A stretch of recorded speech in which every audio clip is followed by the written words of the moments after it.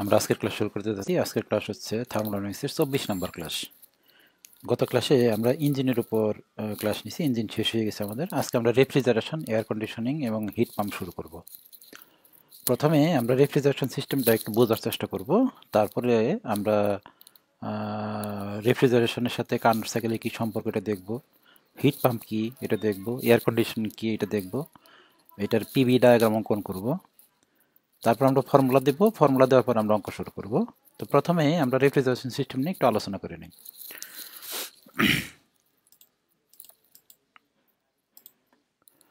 আমাদের আজকের ক্লাসটা খুবই গুরুত্বপূর্ণ। রেফ্রিজারেশন সম্পর্কে একটা ধোঁয়াশাপূর্ণ একটা সমস্যা আছে, যেটা দূর হয়ে যাবে আজকের ক্লাস করলে।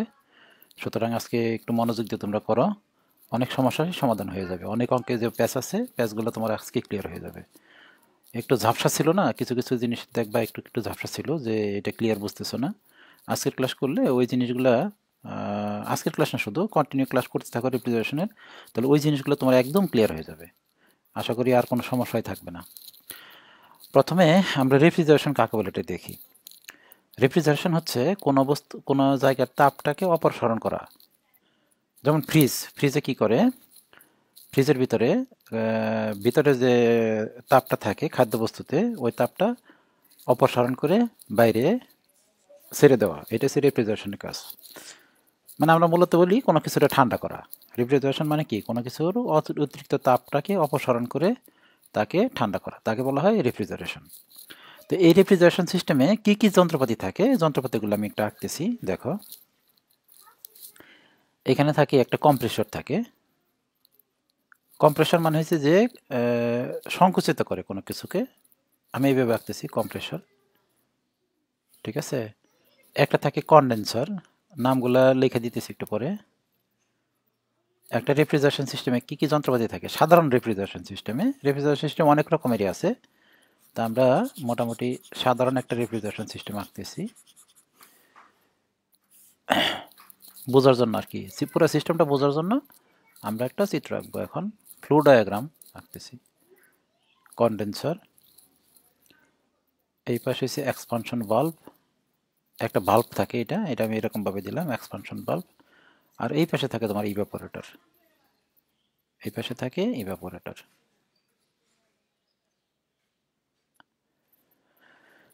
তাহলে এটা হচ্ছে তোমার ইভাপোরেটর, এটা হচ্ছে কনডেন্সার,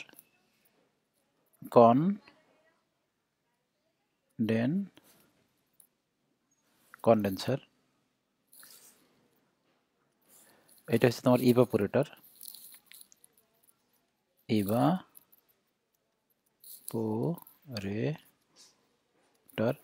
এটা হচ্ছে তোমার এক্সপানশন বাল্ব, এক্সপানশন বাল্ব। আর এটার নাম হচ্ছে তোমার কম্প্রেসর,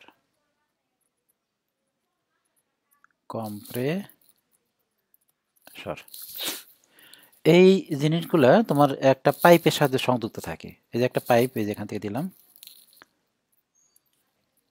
এই জিনিসগুলা একটা পাইপ দ্বারা সংযুক্ত থাকে। একটা পাইপ,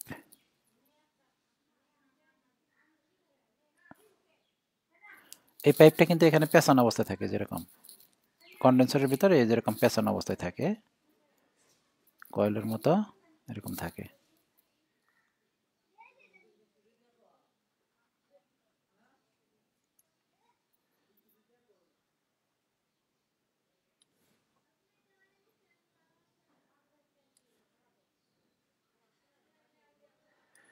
এই ইভাপোরেটরের মধ্যেও এরকম পেঁচানো অবস্থায় থাকে পাইপগুলা। ফ্রিজের পিছনে দেখবে এরকম দেখতে পারবো তোমরা, ফ্রিজ যদি খোলা থাকে রেফ্রিজারেটর, তাহলে দেখবে যে এরকম থাকে, পেঁচানো থাকে।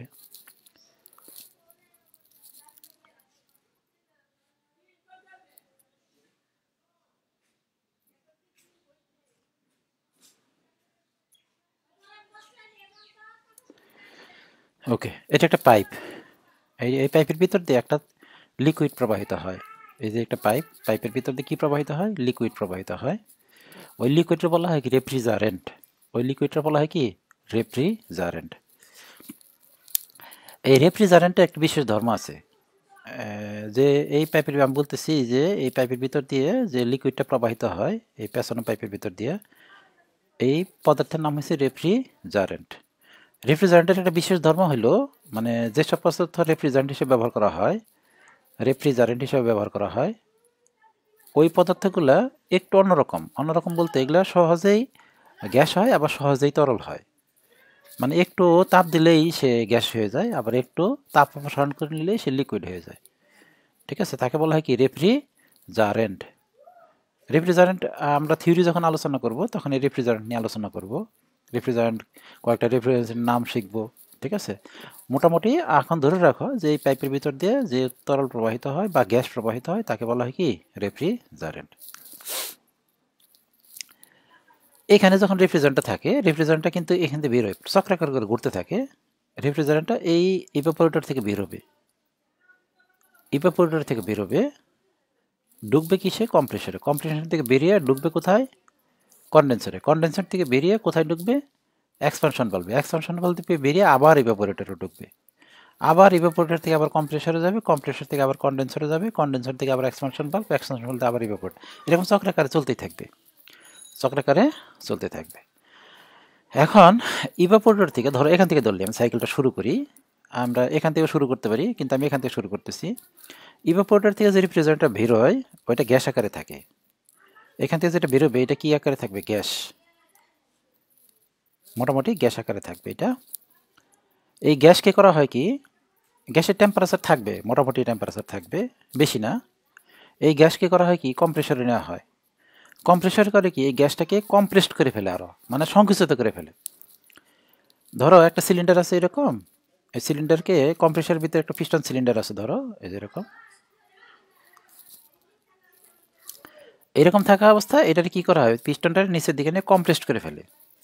আমরা প্রসেস করার সময় একটা জিনিস শিখছিলাম, যদি কোনো কিছুতে সংকুচিত করা হয় তার টেম্পারেচার বাড়ে, কোনো কিছুতে যদি সংকুচিত করা হয় তার টেম্পারেচার বাড়ে, বুঝতে পারছি? আর কোনো কিছু যদি প্রসারিত করা হয় তার টেম্পারেচার কমে। তাহলে এখান থেকে যেটা বেরোবে, এখান থেকে যে রেফ্রিজারেন্টটা বেরোবে এটা গ্যাস আকারেই থাকবে, গ্যাস আকারেই থাকবে, কিন্তু চাপ বেশি। চাপ কি থাকবে? বেশি থাকবে, মানে এবং টেম্পারেচার বেশি, টেম্পারেচার বেশি, বুঝতে পারছি? মোট কথা এখান থেকে যে গ্যাস আকারে যে রেফ্রিজারেন্টটা ঢুকলো কম্প্রেসরের ভিতরে, কম্প্রেসর কি করে কম্প্রেস করবে, সংকুচিত করবে, গ্যাসই থাকবে কিন্তু চাপ বেশি থাকবে, চাপ বেশি থাকলে টেম্পারেচারও বেশি থাকবে। ঠিক আছে, এই রেফ্রিজারেন্টটা কি করবে, ঢুকবে কোথায়? কন্ডেন্সারে। কন্ডেন্সার কি করবে? ঘন করবে। কন্ডেন্সার মানে কি? ঘন করে, যার কাজ হচ্ছে কি ঘন করা। যেমন তোমরা বাজারে চা খাও না, এই যে কনডেন্সড মিল্ক, কনডেন্সড মিল্ক মানে কি? ঘন দুধ। তাহলে কন্ডেন্সার মানে কি? যে ঘন করবে। এখান থেকে যে গ্যাস আকারে যেটা ঢুকবে, গ্যাস আকারে ঢুকবে, এটা কিন্তু তাপমাত্রা বেশি থাকবে। এইটা যখন কন্ডেন্সার থেকে যখন বের হয়ে যাবে, কন্ডেন্সার কি করবে, এটার তাপটা ছেড়ে দিবে, এখান থেকে তাপ ছেড়ে দিবে। তাপ ছেড়ে দিয়ে এখানে যখন বেরোবে, এটা বেরোবে, এটা তরল আকারে বেরোবে, তরল আকার বেরোবে এবং ঠান্ডা, তরল এবং ঠান্ডা আকারে বেরোবে। মানে এখান থেকে যে রেফ্রিজারেন্টটা বেরোবে সে তরল আকার হয়ে যাবে এবং কি হয়ে যাবে? ঠান্ডা হয়ে যাবে, তরল এবং ঠান্ডা হয়ে যাবে, বুঝাইতে পারছি? তার মানে এখানে যে উচ্চ তাপমাত্রার উচ্চ চাপের গ্যাস ঢুকলো, এই গ্যাসটা কি করে? তাপ ছেড়ে দিবে, এখানে এসে তাপ ছেড়ে দিলে সে তরল হয়ে যাবে এবং ঠান্ডা হয়ে যাবে। তরল এবং ঠান্ডা রেফ্রিজারেন্ট এখন আমরা এই এক্সপানশন বাল্বের ভিতরে প্রবেশ করাবো। তরল এবং ঠান্ডা রেফ্রিজারেন্ট আমরা এক্সপানশন বাল্বের ভিতর দিয়ে প্রবেশ করাবো। এক্সপানশন বাল্ব হয়েছে সে এরকম একটা জিনিস, ধরো আমি জাস্ট বোঝানোর জন্য দেখাইতেছি। ধরো এরকম একটা চিকন পাইপ আইসা এখন হঠাৎ করে মোটা হয়ে গেল, এই যেরকম চিকন পাইপটা হঠাৎ করে কি হয়ে গেল? মোটা হয়ে গেল। তার মানে ছিল চিকন, হয়ে গেছে মোটা। তার মানে এখানে সে যেরকম ছিল এখানে এসে এক্সপাউন্ড হয়ে গেছে, মানে যে তরলটা ছিল এখানে এসে মানে প্রসারিত হয়ে গেছে। ঠিক কম্প্রেসরে যে কাজটা করছে, যে সংকোচন করে তাপমাত্রা বৃদ্ধি করছে, এক্সপানশন বাল্ব কি প্রসারণ করে তাপমাত্রা আরও কমায় দিবে, প্রসারণ করে আরও কমায় দিবে। ঠিক আছে, আমরা জানি সংকোচনের কারণে তাপমাত্রা বৃদ্ধি পায়, প্রসারণের কারণে তাপমাত্রা কমবে। তাহলে এখান থেকে যেটা বেরোবে, এখান থেকে যেটা বেরোবে এটা হয়েছে খুব ঠান্ডা, তরল, তরল এবং খুব ঠান্ডা, খুব ঠান্ডা। মানে এখান থেকে যেটা বেরোবে এটা হচ্ছে তরল এবং খুব ঠান্ডা। আচ্ছা, এই তরল এবং খুব ঠান্ডা রেফ্রিজারেন্টটা কি করবে? ইভাপোরেটরে ঢুকবে, ইভাপোরেটরে ঢুকবে। এখন ইভাপোরেটরের পাশেই থাকে কি, এই যেরকম চেম্বার থাকে, চেম্বার থাকে, এই চেম্বারের ভিতরে কি থাকে? মাছ মাংস, মাছ থাকে, মাংস থাকে, ফল থাকে, তাই না, ইত্যাদি থাকে। এগুলো কিন্তু আমরা যখন ফ্রিজের ভিতরে ঢোকাই তখন কিন্তু গরম অবস্থায় থাকে, মাছ মাংস এগুলো গরম অবস্থায় থাকে। তখন কি করবে? এই ইভাপোরেটর এই মাছ মাংস থেকে তাপ টেনে নেবে, এই মাছ মাংস থেকে কি তাপ টেনে নেবে? তাপ টেনে নেবে। কারণ এটা তো এটার ভিতরে যে তরল আকারের যে রেফ্রিজারেন্ট আছে এটা খুব ঠান্ডা, যে এই মাছ মাংস হয়েছে গরম, তখন কি হবে? এই ঠান্ডা বস্তু কি করবে? ঠান্ডা রেফ্রিজারেন্ট মাছ মাংস থেকে তোমার তাপগুলো শোষণ করে নেবে। এই মাছ মাংস থেকে এটার পাশাপাশি থাকবে, চেম্বারটা থাকবে একদম কাছাকাছি, এরকম যাওয়ার পথে এখান থেকে কি করবে? তাপটা নিয়ে নিয়ে নিবে মাছ মাংসতে, তাপটা মাছ মাংস কি হয়ে যাবে? ঠান্ডা হয়ে যাবে। আর এই ভিতরে যে রেফ্রিজারেন্ট ছিল যেটা খুব ঠান্ডা এবং তরল, ওইটা কি হয়ে যাবে? গরম হয়ে যাবে। গরম হয়ে এদিক দিয়ে বেরোবে, এরকম গিরে কি আকারে বেরোবে? গ্যাস আকারে বেরোবে। তাপ বেশি, গ্যাস এবং এবং তাপমাত্রা বেশি, তাপমাত্রা বেশি। বুঝতে পারছি? তাহলে এখানে এই গ্যাস এবং তাপমাত্রা বেশিটা আবার কম্প্রেসরে কী হবে? গ্যাসে চাপ বেশি হয়ে যাবে, টেম্পারেচার বেশি হবে। এটা কি কন্ডেন্সারে যে কী হবে? তোমার ঠান্ডা হয়ে যাবে, তরল হয়ে যাবে। আবার এক্সপানশন বাল্বে কী হবে? আরও ঠান্ডা হবে। এখান থেকে যখন এখানে যাবে মাছ মাংসতে তাপ নিয়ে আবার সে গ্যাস হবে। ঠিক এইভাবেই এই রেফ্রিজারেটর সিস্টেমটা মোটামুটি চলে। ঠিক আছে, আমরা সংক্ষেপে যতটুকু বোঝার বুঝে নিলাম আর কি।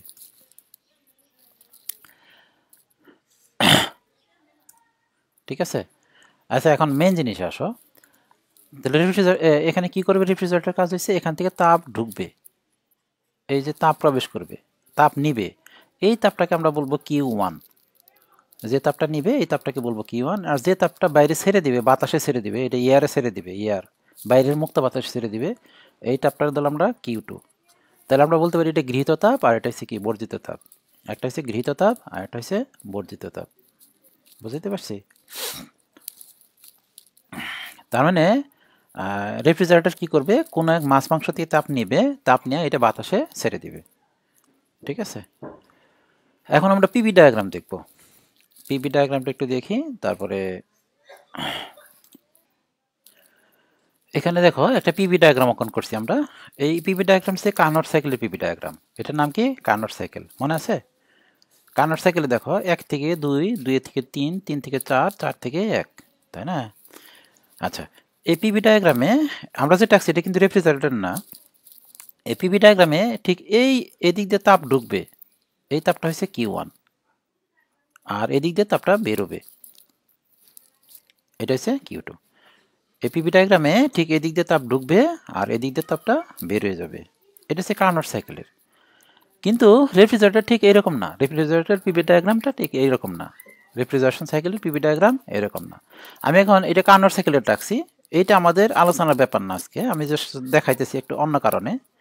আমরা এখন আলোচনা করব কি? রেফ্রিজারেশন সিস্টেমের পিভি এবং পিভি ডায়াগ্রাম। টেস্ট ডায়াগ্রাম দরকার নেই, আমি আঁকতেছি। দেখো, রেফ্রিজারেশন সিস্টেম আঁকতেছি, পিভি ডায়াগ্রাম। এটা কার্নোটের মতোই আর কি, এই জন্য আমি কার্নোটটা আঁকছি।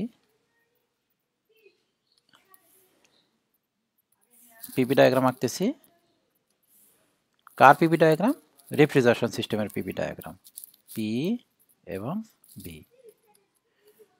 এটা হচ্ছে 1 নাম্বার, 2 নাম্বার, 3 নাম্বার, 4 নাম্বার। ঠিক আছে, আচ্ছা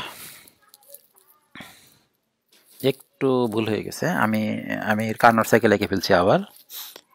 1 নাম্বার ঠিক আছে, কিন্তু আমাদের ভুল হয়ে গেছে আর কি। এইটা হবে 1 নাম্বার, এইটা হবে 2 নাম্বার, এইটা 2 নাম্বার, তারপর হবে এটা 3 নাম্বার, তারপরে এটা হচ্ছে 4 নাম্বার, আবার এটা 1 নাম্বার। পার্থক্যটা কি দেখো তো একটু? এই কার্নোট সাইকেলের উল্টা হয়েছে এইটা। কার্নোট সাইকেল এই দিক থেকে আসছে, দেখো এই দিক থেকে 1 2 3 4 1, কিন্তু রেফ্রিজারেশন সিস্টেম 1 2 3 4 এইভাবে আসছে। ঠিক আছে। আচ্ছা, আর তাপ ঢুকবে তোমার এদিক দিয়ে, তাপ এদিক দিয়ে ঢুকবে, এটা হচ্ছে তোমার Q1, আর তাপ বেরোবে তোমার এদিক দিয়ে, এটা হচ্ছে Q2। এটা হচ্ছে রেফ্রিজারেশন সাইকেলের পিভি ডায়াগ্রাম। Refrigeration cycle. দেখো তো কার্নোট সাইকেল থেকে রেফ্রিজারেশন সাইকেলের পার্থক্যটা কি? কার্নোট সাইকেল আর রেফ্রিজারেশন সাইকেলের পার্থক্যটা কি? কার্নোট সাইকেল ঠিক উল্টাটা হয়েছে রেফ্রিজারেশন সাইকেল। কার্নোট সাইকেল যেভাবে কাজ করে, রেফ্রিজারেশন সিস্টেম তার উল্টাভাবে কাজ করে। এদিক দিয়ে তাপ ঢোকার কথা, তাপ ঢুকতেছে নিচ দিয়ে, এদিক দিয়ে বেরোনোর কথা, উল্টা না? আবার এদিক থেকে 1 2 3 এদিকে আসার কথা ছিল, কিন্তু রেফ্রিজারেশন 1 2 3 এদিকে। এই জন্য রেফ্রিজারেশন সাইকেলের একটা নাম আছে, এই নামটা হয়েছে উল্টা কার্নোট সাইকেল। উল্টা কার্নোট সাইকেল, উল্টা কার্নোট সাইকেল। বুঝতে পারছি? তো রেফ্রিজারেশন সিস্টেমের আরেকটা নাম আছে, এটা হচ্ছে উল্টা কার্নোট সাইকেল। অথবা আমি যদি ইংরেজিতে বলি, এদের নাম হবে reverse Carnot cycle. Reverse Carnot cycle. বুঝতে পারছি? তার মানে কার্নোট সাইকেলের যে এইটা পিভি ডায়াগ্রামটা হবে, কার্নোট সাইকেলটা হবে যেরকম, আর রেফ্রিজারেশন সাইকেল হবে তার উল্টা। এজন্য এর নাম হলো রিভার্স কার্নোট সাইকেল। এর নাম কি দিলাম আমরা? Reverse Carnot cycle. বুঝতে পারছি? আচ্ছা, মোটামুটি আমরা ই করে ফেললাম। এখন আমরা এই ডায়াগ্রাম দিয়ে অঙ্ক করবো না, অঙ্ক করার জন্য একটা ডায়াগ্রাম আঁকবো, ফ্লো ডায়াগ্রাম, ওইটা আঁকি আমরা। তাহলে কার্নোট সাইকেল, রেফ্রিজারেশন সাইকেলকে কেন উল্টা কার্নোট বলা হয় বুঝছো তো? এই জন্যই উল্টা কার্নোট বলা হয়। আচ্ছা, আমাদের আজকে যে মেইন আলোচনাটা হবে engine, engine, engine refrigeration,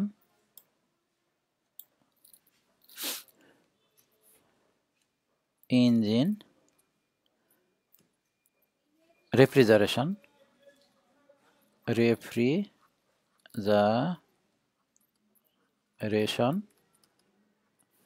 heat pump, heat pump, engine, refrigeration এবং হিট পাম্প। আমাদের অঙ্ক মূলত এই তিনটা জিনিসই থাকে, ইঞ্জিন, রেফ্রিজারেশন এবং হিট পাম্প। আমাদের কিছু কিছু অঙ্ক আছে ইঞ্জিনের অঙ্ক, কিছু কিছু অঙ্ক আছে রেফ্রিজারেশন অঙ্ক, আর কিছু অঙ্ক আছে কি হিট পাম্পের অঙ্ক। তাহলে এই তিনটার পার্থক্যটা কি, এটা দেখবো আর কি। ইঞ্জিন মানে হচ্ছে কার্নোট সাইকেল, রেফ্রিজারেশন মানে উল্টা কার্নোট সাইকেল, আর হিট পাম্পটা একটা আলোচনা করবো একটু পরে। ইঞ্জিন মানে কি?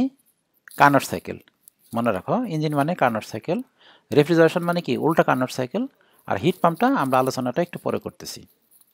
আচ্ছা, আমি এই পেজের মধ্যে যা করব এইটাই খুব গুরুত্বপূর্ণ, তোমার সমস্ত সমস্যার সমাধান এখানে হয়ে যাবে। বইয়ে কীভাবে চিত্র আছে আমি বইয়ের চিত্রটা বাদ দিলাম, আমি এখান থেকে যেটা করতেছি এইটাই তোমরা ফলো করো, তাহলে দেখবো যে তোমার উপকার হবে। বইটার মধ্যে উল্টাপাল্টা আছে হয়তো চিত্রগুলা, ঠিক আছে?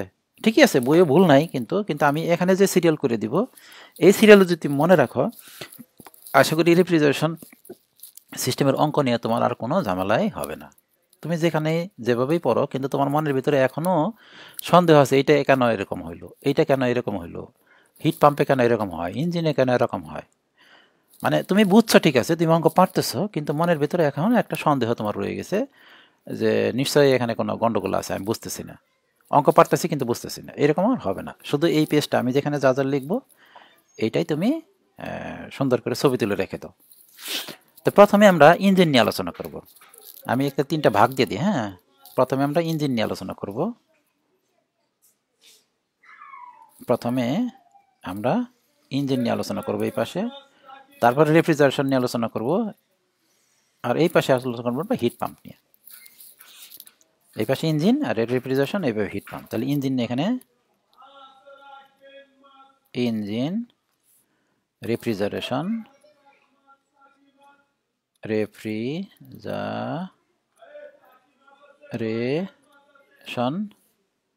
ইঞ্জিন, রেফ্রিজারেশন এবং হিট পাম্প। এয়ার কন্ডিশনটা কিন্তু বাদ পড়তেছে, এয়ার কন্ডিশন তুমি পারবা, আমি অঙ্কের সময় বলবো নি। Heat pump. মূলত সমস্যা হয় হিট পাম্প নিয়ে, হিট পাম্পের সূত্রগুলো নিয়ে সমস্যা হয়। ইঞ্জিন, রেফ্রিজারেশন এবং হিট পাম্প। ইঞ্জিনের যে ডায়াগ্রামটা অঙ্ক করছি, কার্নোট সাইকেল। ইঞ্জিন মানে কি? Carnot cycle. এখানে যে ডায়াগ্রাম আমরা আঁকছিলাম মনে আছে? দেখো এই যে এরকম একটা বক্স থাকে, এখান থেকে এখানে ইঞ্জিন, এটা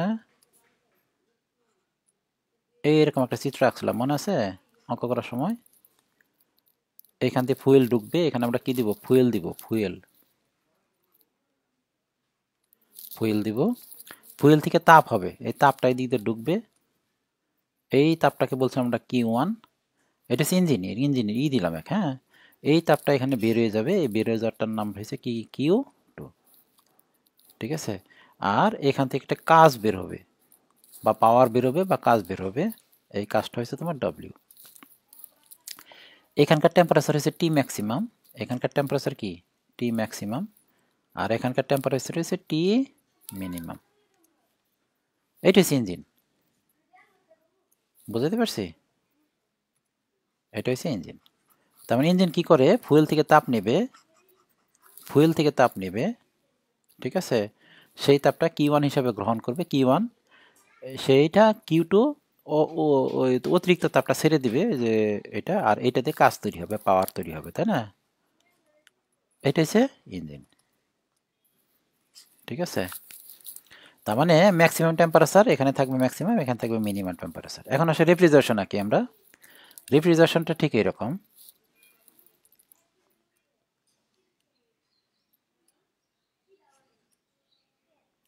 আমি এটা দিলাম আর, রেফ্রিজারেশন সিস্টেম, এখান থেকে সে এখানে যাবে, ঠিক আছে।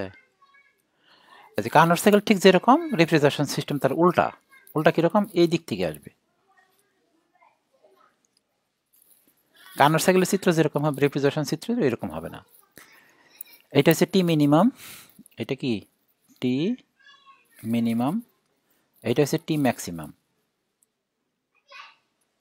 এখান থেকে যে তাপটা আসবে, এই তাপটা হচ্ছে Q1, আর এখান থেকে যে তাপটা যাবে এটা হচ্ছে Q2। আচ্ছা, এটা ম্যাক্সিমাম টেম্পারেচার, এটা মিনিমাম টেম্পারেচার, চিত্রটা মনে রাখতে হবে। আর কার্নোট ইঞ্জিনে যে কাজটা আমরা বের করছিলাম, আর রেফ্রিজারেটর উল্টা কাজ দিতে হবে, পুরোটাই উল্টা, এই যে W দিতে হবে। বুঝতে পারছি? তাহলে ইঞ্জিন আর রেফ্রিজারেশনের পার্থক্য দেখো। ইঞ্জিনে যে সিস্টেম, যে চিত্র, রেফ্রিজারেশন চিত্র তার উল্টা হবে। উল্টা হবে না?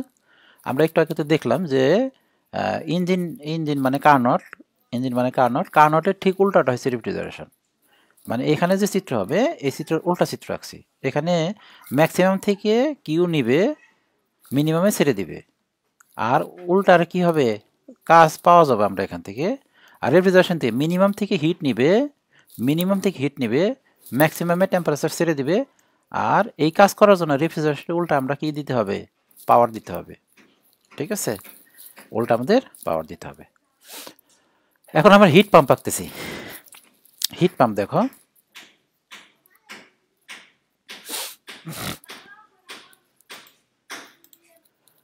আমরা হিট পাম্পটা ক্লিয়ার হবে না এখনই, আমি হিট পাম্পের চিত্রটা আগে আঁকি। এরকম একটা জায়গা, বক্স আঁকলাম। অঙ্ক করার জন্য আমরা চিত্রগুলো ব্যবহার করবো আর কি। এইটা হচ্ছে হিট পাম্প, এইচপি, এই যে হিট পাম্প।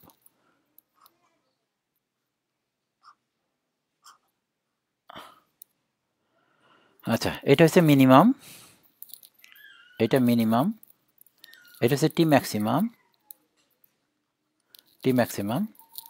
আর এটা কি করবে? এই টি মিনিমাম থেকে তাপটা নিবে Q1, আর এখানে তাপটা ছাড়বে Q2। আর এই কাজের জন্য তাকে একটা W দিতে হবে, এই তো। এখন একটু জিনিস খেয়াল করে দেখো, হিট পাম্প আর রেফ্রিজারেশন চিত্রটা একই হয়ে গেছে, তাই না?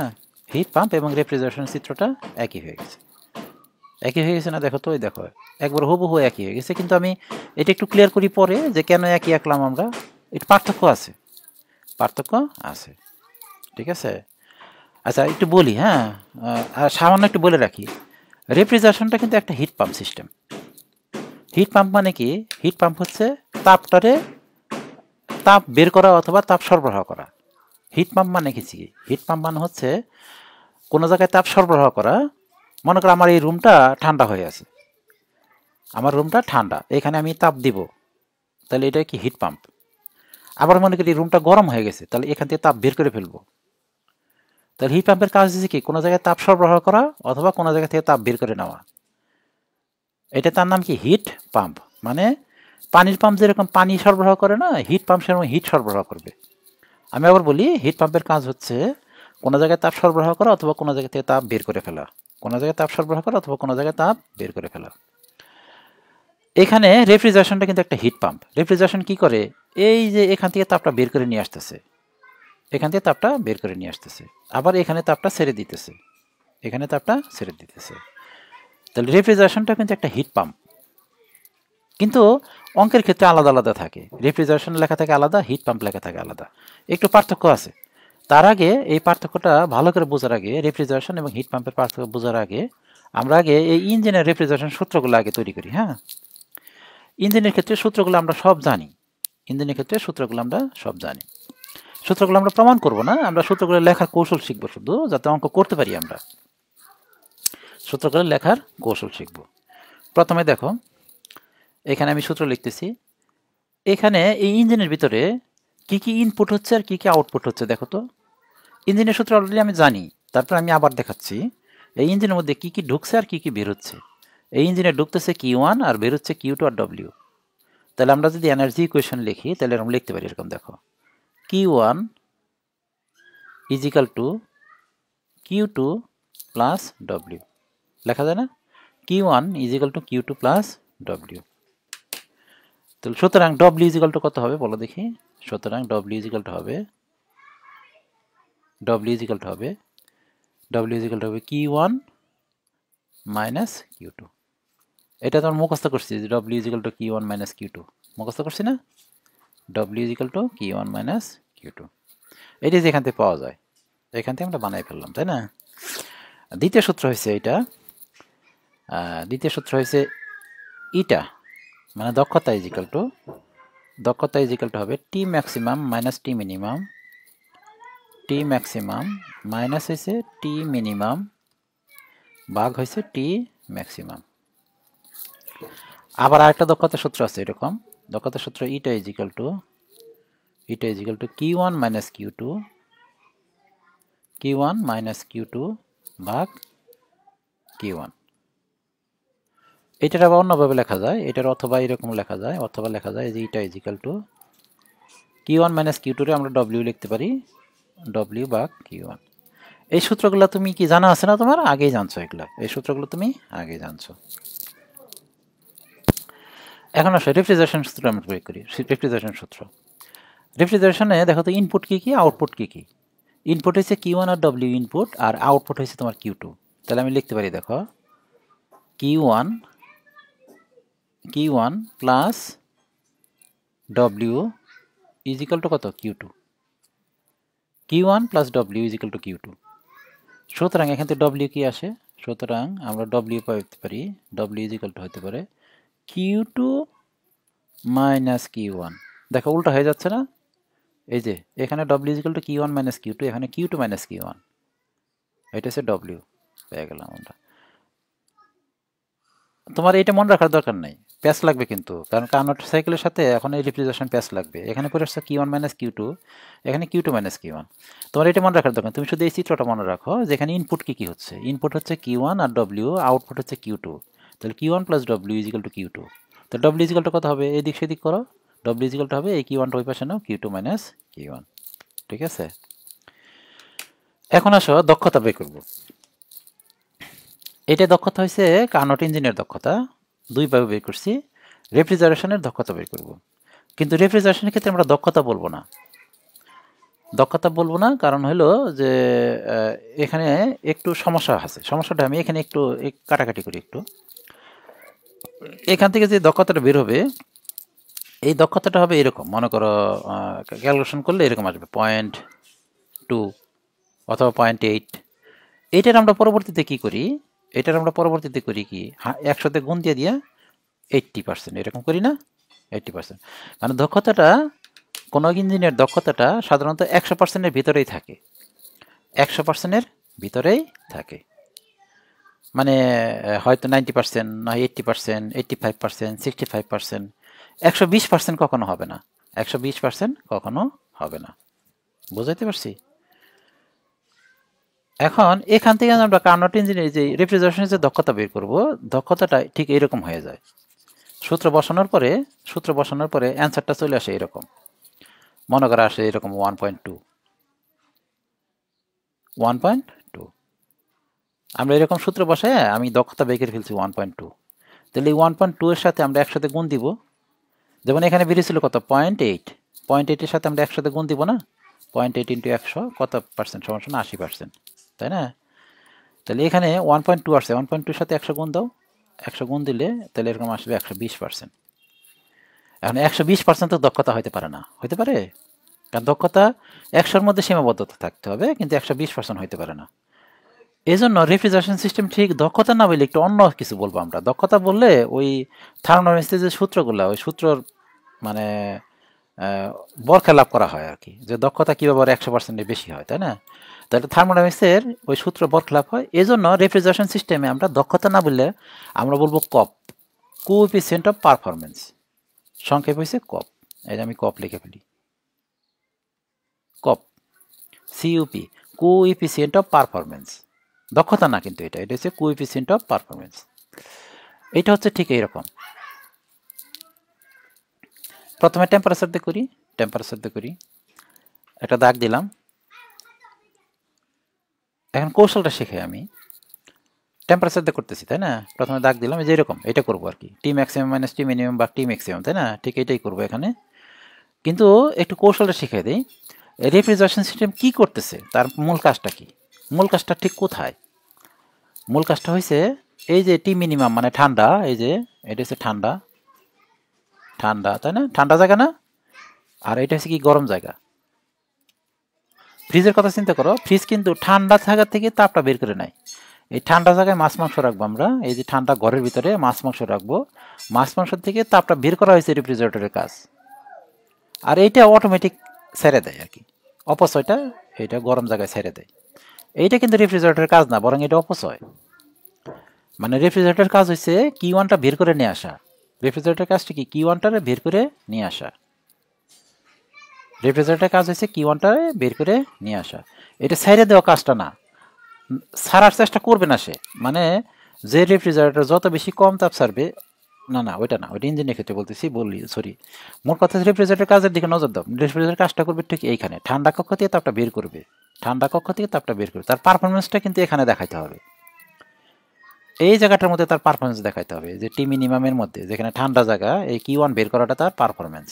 মানে আমি একটু গোল চিহ্ন দিয়ে দিই, রেফ্রিজারেটর পারফরমেন্সটা ঠিক এখানে দেখাইতে হবে। তাহলে আমি পারফরমেন্স বের করতেছি, পারফরমেন্স কি এখানে দেখাবো না এখান থেকে। তাহলে এর কোএফিসিয়েন্ট অফ পারফরমেন্স বের করতে আছে আমরা। তাহলে পারফরমেন্সের সূত্রটা হবে এখানকার জন্য, ঠিক আছে? এখন হয়তো বুঝতেছো না, কিন্তু একটু পরে বুঝবা, দাঁড়াও।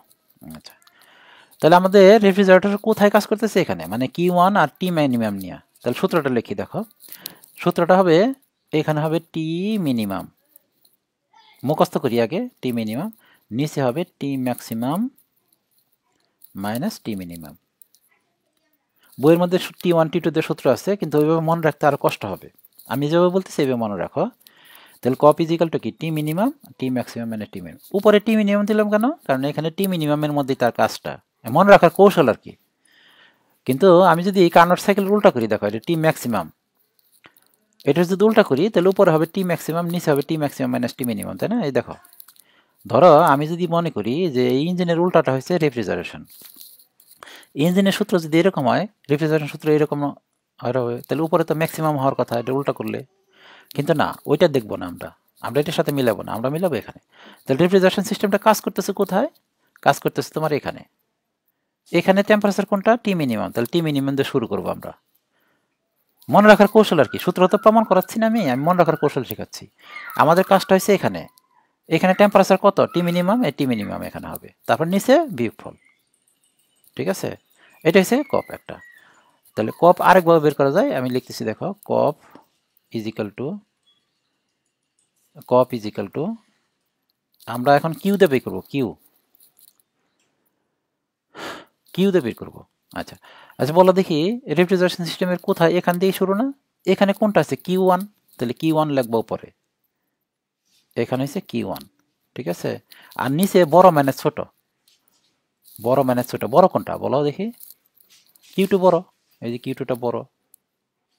কেন বড়? দেখো এই যে কিউ ওয়ান আর ডব্লিউ যোগ করলে কিউ টু সমান হয়, দেখো কিউ ওয়ান আর প্লাস ডব্লিউ যোগ করলে কিউ টু সমান হয়। তাহলে বড় কোনটা? কিউ টু, এই যে Q two minus Q one, Q two minus Q one.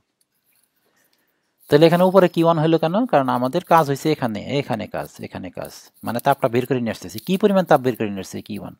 এটা মনে রাখার কৌশল আর কি। ঠিক আছে, তো কিউ ওয়ান নিচে Q two minus Q one. তাহলে অথবা এটা লিখতে পারি আমরা, এরকম লিখতে পারি, অথবা লিখতে পারি কপ ইজ ইকাল টু উপরে কিউ ওয়ান আর নিচে ডব্লিউ। এই যে Q two minus Q one সমান সমান ডব্লিউ লেখা যায় না? তাহলে সূত্র লেখার কৌশলটা হলো, যেখানে আমরা কাজ করতেছি ওখানকার ডাটা দিয়ে শুরু করব। আমি এখানে এই পাশটা থেকে ঠান্ডার থেকে তাপ বের করে নিয়ে আসতেছি। তাহলে এখানে টি মিনিমাম, এখানে টি মিনিমাম উপরে, তার নিচে ছোটো মাইনাস বড় মাইনাস ছোটো। এখানে কিউ ওয়ান লেখা, উপরে বড় মাইনাস, নিচে বড় মাইনাস ছোটো। এটা হচ্ছে রেফ্রিজারেশন সূত্র। আশা করি এইভাবে মনে রাখলে তোমার অঙ্কগুলো তুমি সহজে পারবা। এখন আসে হিট পাম্প।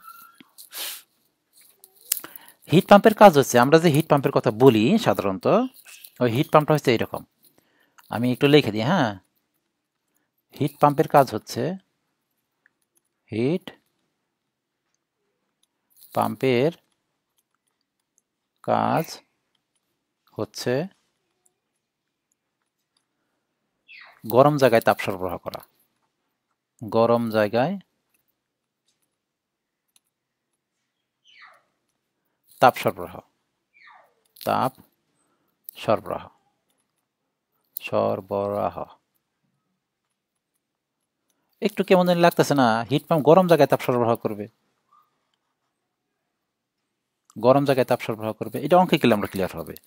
এই লাইনটা তুমি মুখস্থ করে ফেলে একবার। হিট পাম্পের কাজ কি? গরম জায়গায় তাপ সরবরাহ করা, গরম জায়গায় তাপ সরবরাহ করা। এন্ড হিট পাম্প কিন্তু আরেক রকম হইতে পারে। হিট পাম্পের কাজ কিন্তু ঠান্ডা জায়গায় তাপ সরবরাহ করা যায়, কিন্তু আমরা অঙ্কের মধ্যে যে হিট পাম্পটা পাবো, সেই হিট পাম্পটা কোন জায়গায় তাপ সরবরাহ করবে? গরম জায়গায় তাপ সরবরাহ করবে। ঠান্ডা জায়গা থেকে তাপ নেবে, সে তাপটা ছেড়ে দিবে কোথায়? গরম জায়গায় ছেড়ে দিবে। ঠিক আছে, এটা এখন তুমি ক্লিয়ার বুঝবে না? এখন তুমি একটু মনোযোগ দাও এই দিকে, যে গরম জায়গায় তাপ সরবরাহ করবে। কিন্তু অঙ্কে যে আবার এইরকমও পাইতে পারি, আমরা ঠান্ডা জায়গায় তাপ সরবরাহ করতেছি, কিন্তু আমরা হিট পাম্প বলতে এইটা বুঝবো যে গরম জায়গায় তাপ সরবরাহ করবে। ঠিক আছে, এখন একটু সূত্রটা একটু দেখো তো দেখি এখানে কি হয়। আচ্ছা, অঙ্কের মধ্যে যেটা হবে, আমি এখন একটু ক্লিয়ার করি সূত্র লেখার আগে। এই যে এই লাইনটার কাজ আমি এখানে লিখছি কি, এটা এই যে গরম জায়গায় তাপ সরবরাহ করা মানে কি? হিটিং করা। এটার নাম কি? হিটিং করা। গরম জায়গায় আরো তাপ দিতেছি, তার মানে হিট বাড়াইতেছি, হিটিং করতেছি, এটার নাম হচ্ছে হিটিং। এটার নাম কি? এই যে সংক্ষেপে এটার নাম হচ্ছে হিটিং। হিটিং, তাই না? মানে গরম জায়গায় সে তাপ সরবরাহ করতেছে, তার মানে হিটিং। আর যদি গরম জায়গা থেকে তাপ বের করে নিয়ে আসে, তাহলে ওটা হচ্ছে কুলিং। ঠিক আছে, একটা হচ্ছে হিটিং আর একটা হচ্ছে কি? কুলিং। যদি এরকম হয় ঠান্ডা জায়গা থেকে সে তাপ বের করে নিয়ে আসতেছে, তাহলে হবে কুলিং, আর গরম জায়গায় সরবরাহ করতেছে, তার নাম হচ্ছে হিটিং। ঠিক আছে, আচ্ছা আমি এক কাজ করি, ভেজাল না করে আমি দুই রকম সূত্রই দেখাই, হিটিং আর কুলিং এর সূত্রটা দেখাই। কিন্তু প্যাচ লেগে যাবে যে রেফ্রিজারেশনের সাথে, এই প্যাচটা তো অঙ্ক করার আগে খুলবে না, তখন কি করবা? আচ্ছা একটু প্যাচ লাগুক, আমরা অঙ্কের মধ্যে যদি ক্লিয়ার হয়, ক্লিয়ার হয়ে যাবে। আচ্ছা, প্রথমে আমরা এই সূত্রটা লিখি, এনার্জি সূত্রটা লিখি। এখানে ইনপুট কি কি হচ্ছে? কিউ ওয়ান আর ডব্লিউ, তাই না? আর আউটপুট হচ্ছে কিউ টু। তাহলে আমরা লিখতে পারি Q one plus W is equal to কত? Q two. সুতরাং ডব্লিউ ইজ ইকাল টু কত আসবে দেখো তো? ডব্লিউ ইজ ইকাল টু আসবে তোমার, ডব্লিউ ইজ ইকাল টু আসবে, ডব্লিউ ইজ ইকাল টু আসবে Q two minus Q one, Q two minus Q one, Q two minus Q one. এইটা হচ্ছে আমাদের ডব্লিউ সূত্র, Q two minus Q one. এখন আমি হিটিং এর জন্য পাম্পটা হিট পাম্পটা ব্যবহার করবো হিটিং এর জন্য। আমি হিটিং এর জন্য সূত্র লিখতেছি, হিটিং এর জন্য। পাম্পটা আমরা মূলত হিটিংয়ের জন্য ইউজ করব, হিটিংয়ের জন্য সূত্র লিখতেছি। হিটিংয়ের মানে কি, সে গরম জায়গায় তাপ সরবরাহ করতেছে, তার মানে এই যে এখানে হিটিং মানে এই যে এখানে এই অংশটা, এই অংশটা হিটিং মানে এই অংশটা আমি দেখাচ্ছি, দেখো এটা হচ্ছে হিটিং অংশ, এটা হচ্ছে হিটিং। আমি আসলে একটু টেনশনে আছি তোমরা বুঝতেছ কিনা। আর এই অংশটা হচ্ছে কুলিং অংশ। এই দুইটা পার্ট একটু দেখো, কুলিং অংশ ধৈর্য ধরে দেখো, অঙ্ক পর্যন্ত দেখো, ক্লিয়ার হয়ে যাবে। এটা হচ্ছে হিটিং আর এটা হচ্ছে কুলিং। তার হিট পাম্প কি করতেছে, এখান থেকে তাপ বের করে এটা ঠান্ডা করতেছে, আর এখান থেকে তাপ সরবরাহ দিয়ে হিট করতেছে। ভালো করে দেখো, হিট পাম্পটা কিন্তু দুইটা কাজ করতেছে একসাথে। এখান থেকে তাপ বের করে নিয়ে আসতেছে, এটা ঠান্ডা হয়ে যাইতেছে, এটার মধ্যে কুলিং, আর এখানে তাপ সরবরাহ করে সেখানে হিটিং করতেছে। এখন তুমি এই হিট পাম্পটা কোন কাজে ইউজ করবা বলো, হিটিং হিসাবে ইউজ করবা না কুলিং হিসাবে ইউজ করবা? মূলত হিট পাম্পে হিটিং হিসাবে ইউজ করে, মূলত হিট পাম্পকে কি হিসাবে ইউজ করে, হিটিং হিসাবে ইউজ করে। তাহলে হিটিংয়ের জন্য আমি সূত্র লিখতেছি, দেখো আমি হিটিংয়ের জন্য সূত্র লিখি, যে হিটিংয়ের জন্য হিটিং পার্টটা কোন পাশে, এই পাশে। এই পাশে যদি আমি কপ লিখি, এই যে কপ, কপ ইজ ইকাল টু টেম্পারেচার দিয়ে প্রথমে লিখি, এই পাশে হিটিংয়ের পাশে, হিটিং এটা হচ্ছে কুলিং পার্শ্ব, মানে এখান থেকে ঠান্ডা করবে, এখানে গরম করবে, এখান থেকে তাপ বের করে ফেলবে, বের করে ফেলে এটা ঠান্ডা হয়ে যাবে, মানে কুলিং হবে, আর এখানে তাপ সরবরাহ করলে এটা কি হয়ে যাবে, হিটিং হবে, তাই না? তাহলে হিটিং পার্টে আমরা টেম্পারেচার কোনটা, এটা না, না এটা, এইটাই যে এটা টি ম্যাক্সিমাম, তাহলে উপরে হবে টি ম্যাক্সিমাম। সূত্র লেখার নিয়ম কি দেখো, টি ম্যাক্সিমাম, নিচে বড় মাইনাস ছোট, তাহলে নিচে হবে টি ম্যাক্সিমাম মাইনাস টি মিনিমাম, ঠিক আছে? আচ্ছা, কপ আরেকটা বের করি, কপ ইজ ইকাল টু তাপ দিয়ে বের করবো, তাপ দিয়ে। আচ্ছা, হিটিং না কুলিং, হিটিংয়ের জন্য করতেছি, হিটিংয়ের জন্য তাপ কোনটা, কিউ টু, তাহলে উপরে হবে কিউ টু, আর নিচে নিচে বড় মাইনাস ছোট, বড় কোনটা, বড় Q two minus Q one, এই কিউ টু মাইনাস কিউ ওয়ানটা আবার ডব্লিউ লেখা যায়। এটা হচ্ছে হিটিং পার্ট লিখলাম। হ্যাঁ, এখন আমি কুলিং পার্ট লিখবো, কুলিং এর জন্য লিখবো কুলিং।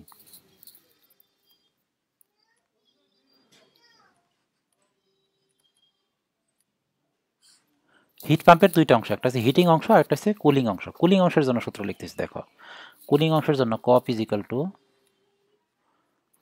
টু কুলিং কোনটা, এই পাশে না, কপ ইজ ইকাল টু হবে তাহলে টি মিনিমাম, এই যে টি মিনিমাম না, কুলিং অংশে টি মিনিমাম না, টি মিনিমাম নিচে T maximum minus T minimum, T maximum minus T minimum. আরেকটা কপ লেখা যাবে, COP is equal to cooling অংশে কুলিং করতেছি না, তাহলে কিউ ওয়ান নিচে Q two minus Q one. তার মানে হিট পাম্পে আমরা দুইভাবে ব্যবহার করতে পারবো, হিটিং সিস্টেম হিসেবে ব্যবহার করতে পারবো, কুলিং সিস্টেম হিসেবে ব্যবহার করতে পারবো। যদি অঙ্কে দেখো হিটিং সিস্টেমে ব্যবহার করতেছে তাহলে সূত্র হবে একরকম, আবার যদি দেখো কুলিং সিস্টেম হিসেবে ব্যবহার করতেছে তাহলে সূত্র হবে একরকম। তা আশা করি আমার যেভাবে আমি বলছি এইভাবে যদি তুমি একটু ধারণা নিয়ে রাখো তাহলে অঙ্কের ভিতরে যে আমি আরো ক্লিয়ার করব, নাহলে এই প্যাচ কিন্তু জীবনেও খুলবে না। যতই তুমি করো অঙ্ক, যতবারই করো না কেন, মানে ক্লিয়ার করে বেসিক ক্লিয়ার করার জন্য তুমি 10 জনের কাছে প্রাইভেট পড়তে পারো, 3 জনের কাছে ফিজিক্স পড়ো, তাই না? কিন্তু বেসিক কিন্তু আর ক্লিয়ার হবে না। ঠিক আমি যেভাবে যাচ্ছি এই কৌশলে যদি তুমি না যাও তুমি অঙ্ক পারবা না, প্যাচ লাগবেই। ঠিক আছে, তাহলে একটু কষ্ট করে আমি যে পেজটা এখন যেটা তুমি দেখতেছো, যে পেজটা তোমার আছে, এই পেজটাই তুমি শুধু একটা খাতায় প্র্যাকটিস করো, যে ইঞ্জিনের সূত্রগুলো কিভাবে আসে, রেফ্রিজারেশন সূত্রগুলো কিভাবে আসে, তারপর হিট পাম্পের সূত্রটা কীভাবে আসে। মোট কথা হিট পাম্পে এসে যে প্যাচটা লাগে না, হিট পাম্পেই তো প্যাচটা লাগে। হিট পাম্পে ঠিক এইভাবে মনে রাখো, হিট পাম্পটা আমি দুইভাবে ইউজ করতে পারি, একভাবে হিটিং সিস্টেম হিসেবে ব্যবহার করতে পারি, আবার কুলিং সিস্টেম হিসেবেও ব্যবহার করতে পারি।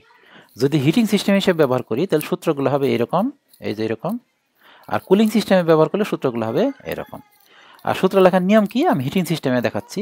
হিটিং সিস্টেম হচ্ছে এই পাশে, মানে সে হিট দিতেছে, আর কুলিং মানে কি, হিট বের করে ফেলতেছে, মানে ঠান্ডা হচ্ছে। হিট বের করলে ঠান্ডা হবে, হিট দিলে গরম হবে। তাহলে এটা হচ্ছে হিটিং সিস্টেম আর এটা হচ্ছে কুলিং সিস্টেম। তাহলে হিটিং সিস্টেমে সূত্র হবে COP is equal to heating সিস্টেমের টেম্পারেচার টি ম্যাক্সিমাম, এই যে টি ম্যাক্সিমাম, নিচে T maximum minus T minimum. আবার কপ আরেকটা লেখা যায়, কপ ইজ ইকাল টু এখানে হিটিং সিস্টেমে কিউ টু, এই যে উপরে কিউ টু, নিচে Q two minus Q one. আর কুলিংয়ের জন্য দেখো COP is equal to cooling পার্টটা হচ্ছে এই পার্টটা, কুলিংয়ের জন্য টি মিনিমাম, এই যে টি মিনিমাম, নিচে T maximum minus T minimum. আবার একটা করা যায় কি, কুলিংয়ের জন্য এই যে কিউ ওয়ান, নিচে Q two minus Q one. আচ্ছা এখানে বইয়ে দেখবা যে টি ওয়ান টি টু এরকম আছে, টি ওয়ান টি টু এরকম আছে, কিন্তু ওইভাবে কিন্তু মুখস্থ করতে কষ্ট হবে। আমি যেভাবে যাচ্ছি এভাবে যাও, মিনিমাম ম্যাক্সিমাম দিয়ে যাও, তাহলে সহজ হবে।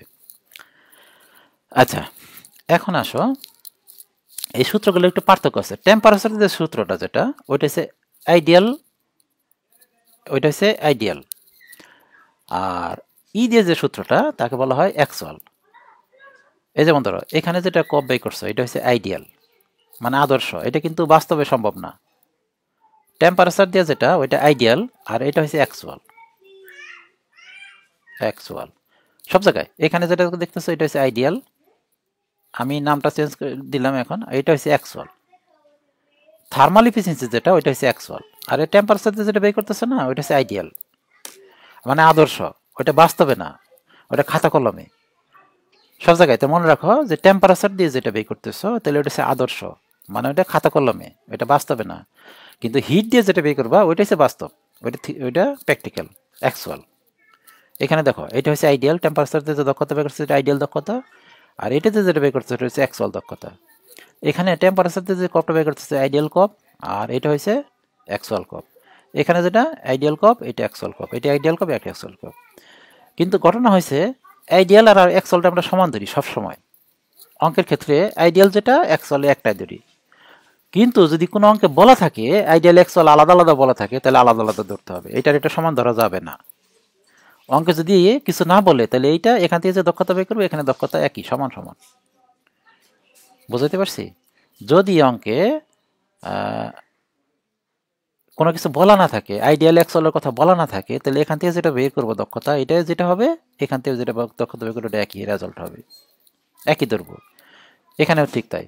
যদি আইডিয়াল অ্যাকচুয়ালের কথা অঙ্কে আলাদাভাবে নির্দেশ করা না থাকে তাহলে এখান থেকে যে কপ বেরোবে এখান থেকে ওই কাপই বেরোবে, আমরা সমান সমান ধরবো। এখানকার কপ আর এখানকার কপ সমান সমান ধরবো, কিন্তু মূলত এখানকার কপ হবে বেশি, এখানকার কপ হবে অ্যাকচুয়ালি কম হবে। আইডিয়ালটা বেশি হবে, অ্যাকচুয়ালটা কি হবে, কম হবে। মানে খাতা কলমে বেশি হবে কিন্তু বাস্তবে কম হবে। কিন্তু অঙ্কে যদি কোনো কিছু না বলে তাহলে এখানকার কপ আর এখানকার কপ আমরা কি ধরবো, সমান সমান ধরবো। আবার বলতেছি টেম্পারেচার দিয়ে যে কপটা বের করবে বা দক্ষতা বের করবে ওইটা হচ্ছে আইডিয়াল বা আদর্শ, ওইটা খাতা কলমে। আর হিট দিয়ে যেটা বের করবে, কিউ দিয়ে যেটা বের করবে ওইটা হচ্ছে অ্যাকচুয়াল বা ওইটা হচ্ছে তোমার কি সঠিক। ঠিক আছে, কিন্তু অঙ্কে যদি আইডিয়াল অ্যাকচুয়ালের কথা আলাদাভাবে বলা না থাকে তাহলে দুইটাই সমান, আইডিয়ালও যে কথা অ্যাকচুয়ালও একই কথা। ঠিক আছে, ওকে, আমরা আজকের ক্লাসে এখানে শেষ করতেছি। এখানে শেষ করে এই জিনিসগুলো তোমরা প্র্যাকটিস করে পরবর্তী ক্লাসে আসবা, তাহলে আমার জন্য সুবিধা হবে। তাহলে আজকের ক্লাস আমরা এখানে শেষ দিচ্ছি। খোদা হাফেজ।